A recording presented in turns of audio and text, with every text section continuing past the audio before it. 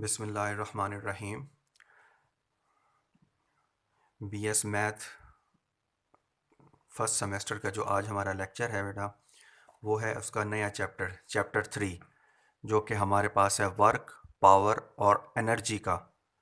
अब सबसे पहले वर्क को डिफ़ाइन करते हैं। हालांकि ये डेफिनेशन आपने एफएससी में पहले भी पढ़ी हुई है, तो आज का लेक्चर जो है वो पहले थोड़ा सा इंट्रोडक्टरी है, फिर आगे जाकर थोड़ा डिटेल में जाएंगे।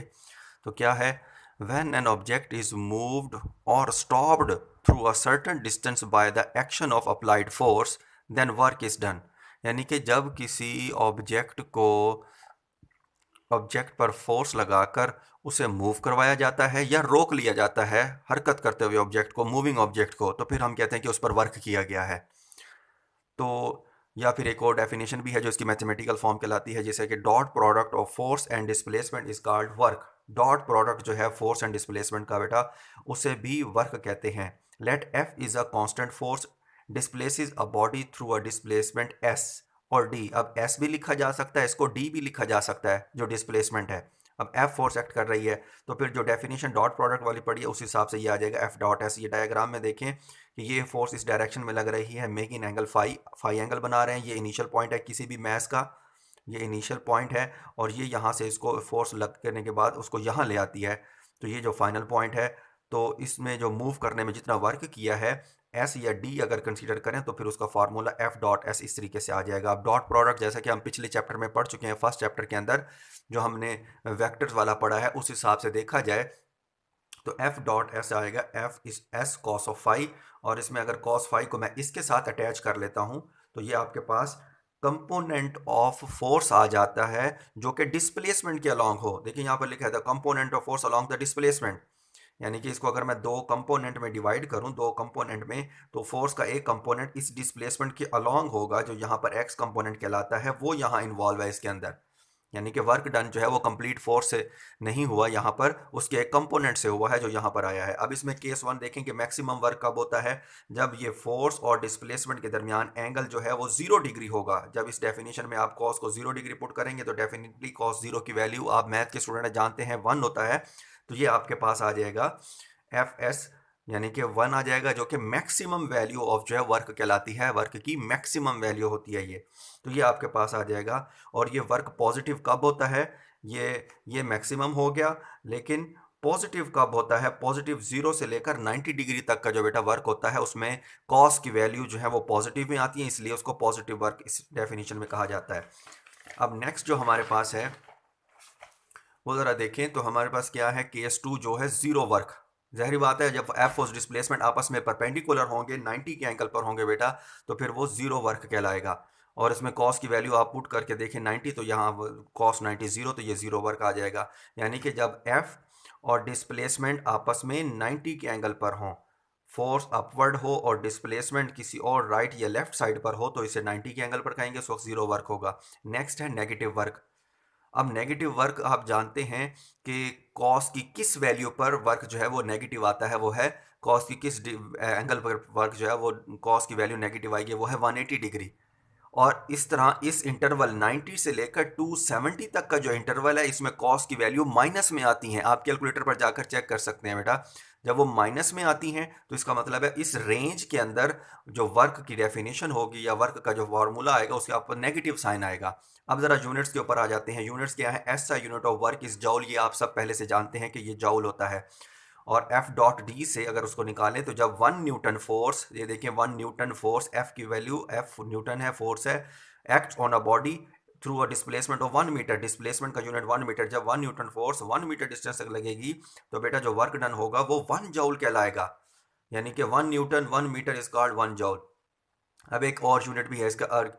When one dynes of force acts on a body through a distance of 1 centimetre, जब वन डाइन फोर्स 1 सेंटीमीटर तक लगेगी, तो फिर जो वर्क का यूनिट होगा वो 1 अर्ग कहलाता है। अब 1 अर्ग जो है वो 1 डाइन 1 सेंटीमीटर के बराबर है। अर्ग जो है वो छोटा यूनिट है, और 1 जॉल जो है 10 की पावर 7 अर्ज के इक्वल होता है। ये इन दोनों के दरमियान रिलेशन है। आगे एक्सरसाइज के जो न्यूमेरिकल प्रॉब्लम है बेटा, उसमें भी आपको ये ज़रूरत पड़ेगी कि भाई कोई वैल्यू जो है जॉल में दी हुई है और वहाँ अर्ज के अंदर वैल्यूज़ हैं, या वैल्यू अर्ज में दी गई है और ऐसा यूनिट जॉल में कन्वर्ट करना है, तो फिर ये रिलेशन ये ध्यान में रखना है। और ये फुट पाउंड, ये एक और यूनिट है। If 1 pound force if 1 pound force displaces a body through a distance of 1 feet, इसमें एसआई जो यूनिट है, यानी कि इस सिस्टम ऑफ यूनिट के अंदर जो फोर्स का यूनिट है वो पाउंड और जो डिस्टेंस का यूनिट है बेटा वो फीट में होता है। तो फिर 1 जॉल जो है उसका फुट पाउंड बनेगा। ये फुट और ये पाउंड को जाहिर करता है सिंबल एल बी, पाउंड को, एफ टी फुट को जाहिर करता है, और 1 जॉल 0.7376 जो है फुट पाउंड के इक्वल होता है। अब एक और यूनिट भी है, वो है इलेक्ट्रॉन वोल्ट। तो इलेक्ट्रॉन वोल्ट क्या है? It is a smaller unit of energy. ये एनर्जी या वर्क का स्मॉलर यूनिट है, जो कि जब भी किसी जिस्म पे वर्क होता है, देखें कौन सा work, when an electron moves through a potential difference of 1 volt then work done on it is 1 electron volt, उसे 1 इलेक्ट्रॉन वोल्ट कहते हैं। तो 1 जॉल का रिलेशन ये भी है 6.242 इंटू 10⁻+18 इलेक्ट्रॉन वोल्ट। अब ये जो 4 यूनिट बताए हैं मैंने, जॉल, अर्ग, फुट पाउंड और इलेक्ट्रॉन वोल्ट, अब ये बहुत सारे न्यूमेरिकल प्रॉब्लम में आएंगे एक्सरसाइज के एंड में, तो फिर आपको इंप्लीमेंट करना आना चाहिए ये डिफरेंट यूनिट्स, और उनके मैंने यहाँ पर फार्मूलाज भी लिखे हैं कि एक फार्मूले से दूसरे फार्मूले में कैसे कन्वर्ट होता है। अब ये जो हमने फोर्स का फार्मूला पढ़ा है, ये एफ एस वाला फार्मूला बेटा, ये एफ एस वाला जो फार्मूला पढ़ा है ये है कांस्टेंट फोर्स का। अब पेपर में जब आपके पास ये फार्मूला आएगा तो आपको ये फार्मूले को एक्सप्लेन करना है विद एन एग्जांपल। अब ये एग्जांपल मैंने यहाँ पर एक बाकायदा सॉल्व करके रखी है। क्या है ये एग्जांपल? देखें, example of work done by a constant force, कि कांस्टेंट फोर्स में क्या एग्जांपल होती है, जरा मिसाल से वजाहत करें तो ये है pulling a mass of the at the end of a string, कि रस्सी के एक सिरे पर एक मैस अटैच है, उसको जो है हमने उस पर जो वर्क डन है उसकी वैल्यू इस कांस्टेंट फोर्स वाले फार्मूले से सॉल्व करनी है। तो ये अब हमारे पास छोटा सा काम है जो हमने देखना है। उसके लिए consider a body of mass m is suspended from a string of length l। उसमें हमने लेट किया है कि एक ऑब्जेक्ट है जिसका मैस है m और रस्सी जिसके साथ वो अटैच है। देखें यहाँ पर सवाल के अंदर दिया हुआ है कि एक रस्सी है, तो उसकी लेंथ हमने लेट कर ली है capital L। The body is pulled bye a pulling force P, और उस पर जो फोर्स लग रही है हॉरिजेंटली उसको खींच रही है P फोर्स, क्योंकि पुलिंग फोर्स है, पुल्ड कर रहे हैं, और उसी मुनासबत से इसको P लिख दिया है। ठीक है, तो ये भी जहन में रख लें। So that the angle made by the string increases from 0 degree to 5m with the vertical line, यानी कि जब वो फोर्स लगा रही है तो 0 से उसकी मोशन स्टार्ट होगी स्ट्रिंग की, और हमने लेट कर लिया कि मैक्सिमम इस एंगल तक जो है वो चेंज होता है। तो यहाँ पर क्या है, ये देखें, ये डायग्राम मैंने बनाई है, ये है वो मैस जो इसके साथ अटैच है, और ये उसका वेट वर्टिकली डाउनवर्ड, और ये 0 डिग्री, यानी वर्टिकल लाइन जब आप बात करेंगे तो ये वर्टिकल लाइन के साथ 0 डिग्री, और ये हमने इसको डिस्प्लेस किया है यहाँ तक, मैक्सिमम एंगल तक डिस्प्लेस किया है, यहाँ तक आ सकता है। अब हमें अगर इसको सॉल्व करना है यानी वर्क डन फाइंड करना है, तो हम किसी दरमियान वाली पोजीशन, इंटरमीडिएट पोजीशन पर लेट कर रहे हैं कि फोर्स करें, एक ऑब्जेक्ट यहाँ पर है इस वक्त, तो at an intermediate position let the angle is phi, हम फर्स्ट कर लेते हैं कि एंगल फाई है, then the 3 forces acts on the body. तो इस बॉडी के ऊपर 3 फोर्सेस अमल करेंगी, कुल 3 फोर्सेस। और वो 3 फोर्सेस बेटा कौन कौन सी हैं? देखें, सबसे पहले तो इसका मैस है, सब लोग जानते हैं, ये एफएससी में भी पढ़ा हुआ है, मैस वर्टिकली डाउनवर्ड, और जो हमारी पुल करने वाली फोर्स थी वो पी इस तरफ, और जो टेंशन टी की जो फोर्स है अलॉन्ग द स्ट्रिंग वो अपवर्ड आ जाएगी। तो ये 3 फोर्सेस अमल कर रही हैं, ये हॉरिजेंटली अलॉन्ग पॉजिटिव एक्सिस, ये नेगेटिव वाई एक्सिस, और ये है किसी एंगल पर। अब जब ये किसी एंगल पर है तो बेटा इसको रिजॉल्व करना पड़ेगा इसके कंपोनेंट में, ताकि हमें इस मैस के ऊपर नेट फोर्स पता चल सके कि कितनी फोर्स अमल कर रही है जो इसने इसको डिस्प्लेस किया है, और उस कांस्टेंट फोर्स को बेटा हमने वर्क डन के लिए फाइंड करना है, वर्क डन के लिए इस्तेमाल करना है। तो उस वर्क डन की फोर्स के लिए इस्तेमाल करने के लिए हमें इस टी को रिजॉल्व करना है इसके कंपोनेंट में। तो ज़रा यहाँ तवज्जो से देखें कि ये जो मैंने यहाँ पर दोबारा डायग्राम बनाई है शॉर्ट करके, कि ये टी आपके पास है, इसके जो जो एंगल यहाँ बनता है पैरेलल लाइंस के दरमियान, वही एंगल फाई यहाँ बनेगा, और इस फाई का जो कंपोनेंट टी के हिसाब से बनते हैं बेटा, जो अपवर्ड है इस फाई की वजह से वो आएगा टी कॉस ऑफ फाई इस तरफ, और जो परपेंडिकुलर कंपोनेंट होता है आप सब जानते हैं वो साइन थीटा वाला कंपोनेंट है। अब ये देखें, ये इस कंपोनेंट को अगर मैं यहाँ ड्रॉ करता हूँ तो आप देख रहे हैं टी कॉस थीटा इसके अपोजिट बनेगा, टी कॉस थीटा यहाँ, और टी साइन थीटा जो है वो यहाँ बनेगा। ये देखें टी साइन थीटा के मैंने एरो हेड लगा हुआ है, बताएगा कि इस तरफ है ये टी साइन थीटा। तो अब हम जरा इन तमाम फोर्सेस को सम अप करते हैं। सम अप कैसे करेंगे? हमें सिग्मा एफ एक्स अप्लाई करना है। सिग्मा एफ एक्स का मतलब है एक्स एक्सिस के लॉन्ग लगने वाले तमाम फोर्सेस का सम, और इक्विलिब्रियम कहती है कि ये जो है उनका सम जो है वो 0 के इक्वल होना चाहिए। तो यहाँ मैं लिख रहा हूँ, देखें, P minus T sine theta, x axis के लॉन्ग दे देखें, ये पॉजिटिव एक्सिस के लॉन्ग पी है, और नेगेटिव एक्सिस के लॉन्ग ये साइन थीटा वाली फोर्स है, तो ये नेगेटिव में माइनस और पॉजिटिव एक्सिस की तरफ प्लस, तो जब हम इसको इज इक्वल टू 0 करेंगे तो ये टर्म इधर आकर आपके पास आ जाएगी P is equal to T sine of phi. और अब हम करते हैं वाई एक्सिस के अलॉन्ग लगने वाली फोर्सेस का सम। तो वाई एक्सिस में अलॉन्ग ये नेगेटिव वाई एक्सिस है और ऊपर की तरफ कौन सी है अभी हमने रिजॉल्व की थी, वो है टी कॉस ऑफ फाई। तो जब t cos of phi minus m g ये sum of forces along y axis है, जब इसका सम करेंगे तो इधर से ये एम जी इधर आ जाएगा, या इधर से जो है तरतीब दे दें M G is equal to minus T cos of phi, ये इक्वेशन 1 ये इक्वेशन 2। अब डिवाइड करना है इक्वेशन 1 को इक्वेशन 2 से, ताकि हम रिजल्टेंट फोर्स तक पहुंच सकें। तो बेटा देखें, जब आप इसको डिवाइड करते हैं तो डिवाइड करने से क्या आएगा, ये टी इस टी से कैंसल आउट हो जाएगा, sine phi over cos phi tan phi, और इधर है पी ओवर एम जी। अब तरतीब दे दें तो एम जी इधर आकर माइनस हो जाएगा, तो M G tan of phi is equal to P, यानी ये जो पुलिंग फोर्स है वो M G tan of phi है आपके पास। So this is the net force acting on the mass, let it act to a distance D X. फर्ज कर लिया कि जब ये फोर्स अमल कर रही है तो ये छोटे छोटे डिस्टेंस लेट कर रहे हैं कि ये डी एक्स एक डिस्टेंस तक जो मूव किया है वो है D X. Then by definition of work done for small distance will be, तो वर्क डन की जो डेफिनेशन है, अगर स्मॉल डिस्टेंस है तो वर्क डन भी बेटा स्मॉल डी डब्ल्यू आएगा।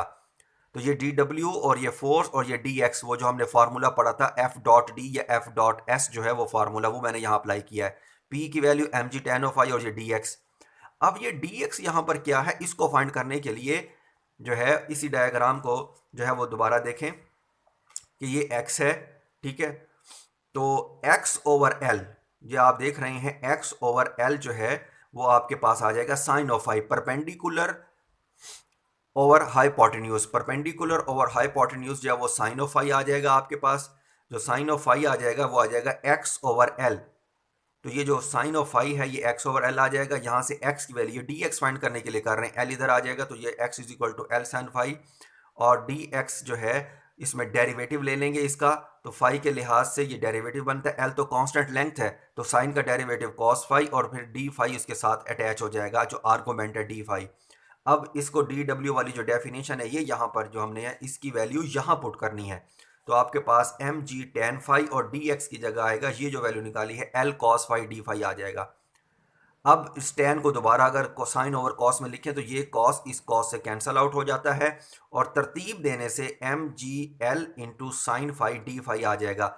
अब हमने टोटल वर्क फाइंड करना है, ये तो था स्मॉल डिस्प्लेसमेंट के लिए, स्मॉल डिस्प्लेसमेंट हमने निकालना है टोटल। तो क्या करेंगे बेटा, आप सब जानते हैं इंटीग्रेट करते हैं इस इक्वेशन को दोनों तरफ, यानी जीरो से लेकर डब्ल्यू वर्क डन और जीरो एंगल्स, क्योंकि यहाँ डी फाई है बेटा तो एंगल है ये, जीरो से लेकर वो जो मैक्सिमम हमने लेट किया है मैक्सिमम एंगल फाई एम, वहां तक इसकी इंटीग्रेशन करेंगे। तो साइन की डेरिवेशन आप सब जानते हैं माइनस, साइन की इंटीग्रेशन सब जानते हैं माइनस कॉस फाई होती है। तो जो माइनस कॉस फाई है उसमें अब ये अपर लिमिट और फिर माइनस करके ये लोअर लिमिट पुट करनी है, तो ये जो माइनस माइनस ये कॉस जीरो प्लस आ जाएगा, वन आ जाएगा, और ये माइनस माइनस के साथ प्लस होकर ये प्लस की वैल्यू मैंने पहले और ये माइनस की वैल्यू मैंने बाद में लिख दी है। अब ये जो one minus cos of phi है इसकी भी वैल्यू अलग से हम निकाल सकते हैं, इसके लिए एक और डायग्राम है बेटा वो देखें।